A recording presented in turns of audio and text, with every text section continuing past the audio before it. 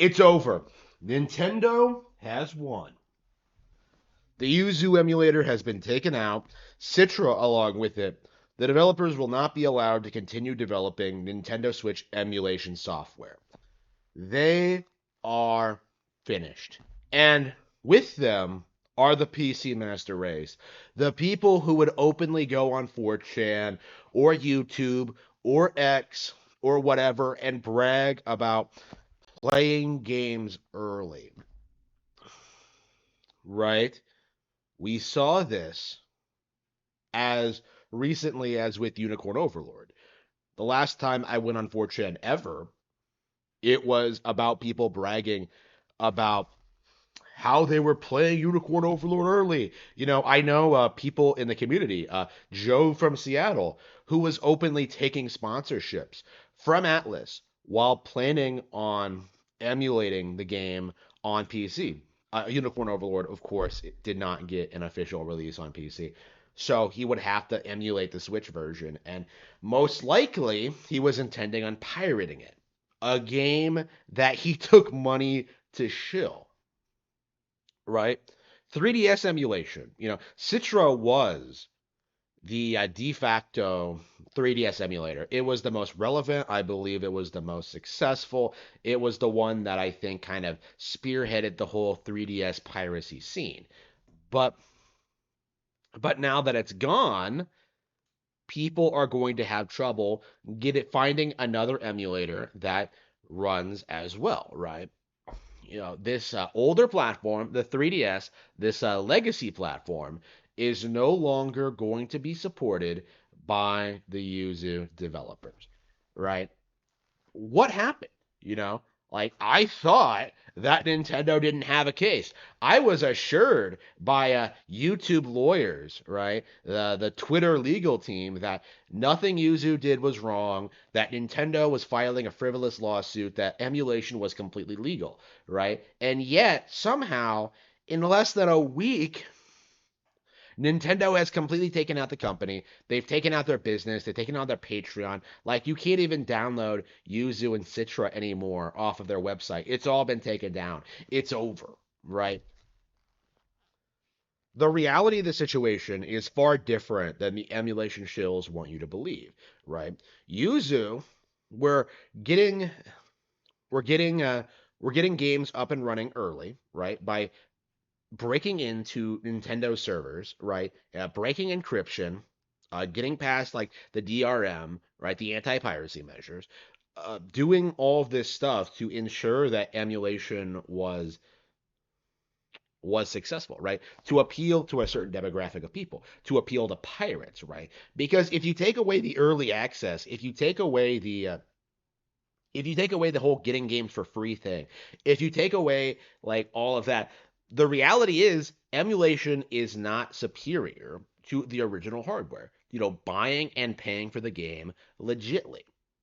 And that's been apparent to anybody who's looked into this stuff for a long time, but the narrative for the longest time from these people is that, like, oh, playing this game on Yuzu, it's superior. Completely ignore the visual bugs, completely ignore the crashes, the corrupted save files, the issues. Oh, like, I can I can you know do this. Like, it was all just a smokescreen. It was all just an attempt to try and drive people into pirating Nintendo games, right? It was a direct attack on the company's business, on like their financial gains. It was it was the primary weapon being used against Nintendo in year 8, right? Like, the Switch is 7 years old now. It's in the middle. It's beginning its 8th year, and this was going to be the method in which PlayStation and Xbox fans, and PC, I suppose, as niche and irrelevant as they are, like, this was going to be the primary method that these communities would use to weaponize against the Switch. How many times have we heard over the past couple of years, when it comes to Switch exclusives, how they did not matter because, oh, I can emulate that. right? Like, how many times have we been told that? How many times have we been told that everything would come to PC eventually? How long have we been told that there's nothing wrong with emulation and that there was no reason to use a gaming PC as your primary platform? Now, the reality is quite different from that, right? Plenty of high profile games don't get PC releases. Just look at the aforementioned Unicorn Overlord.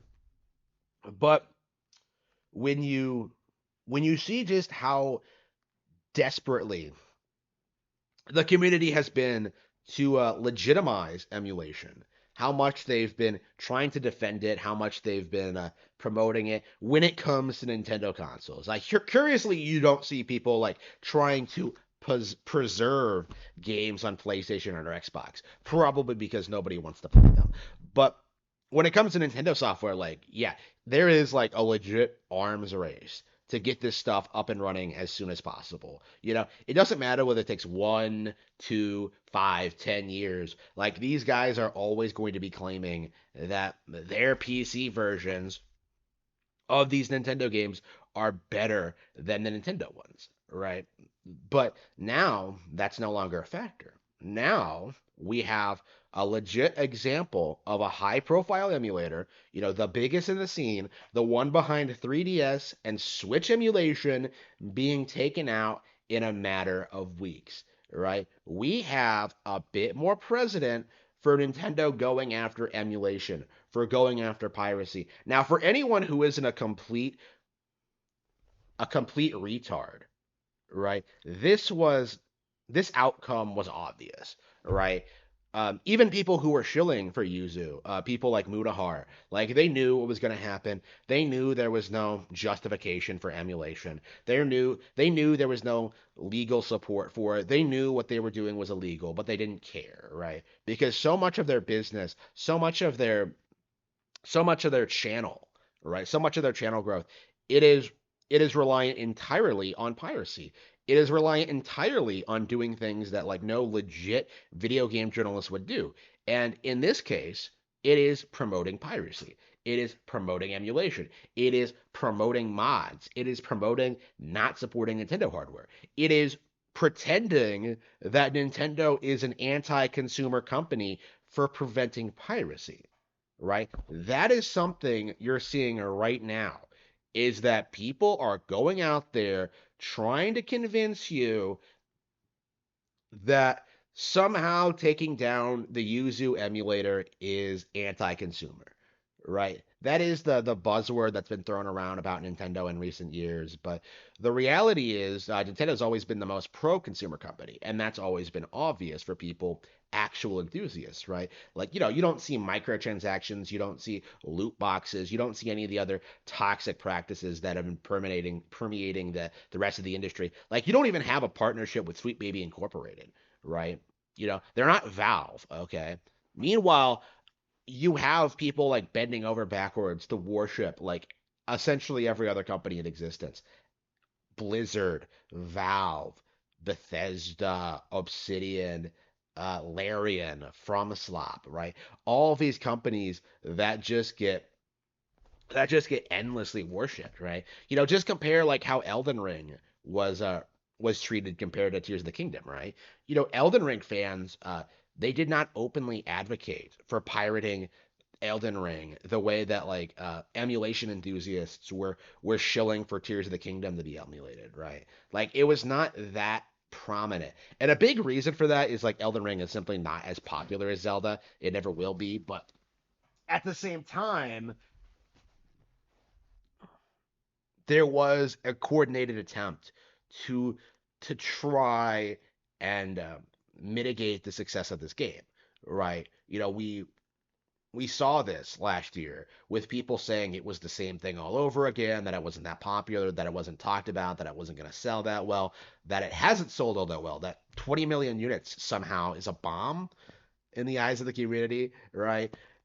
We saw these people like come out and just try their hardest to downplay Tears of the Kingdom, and emulation absolutely was a part of that.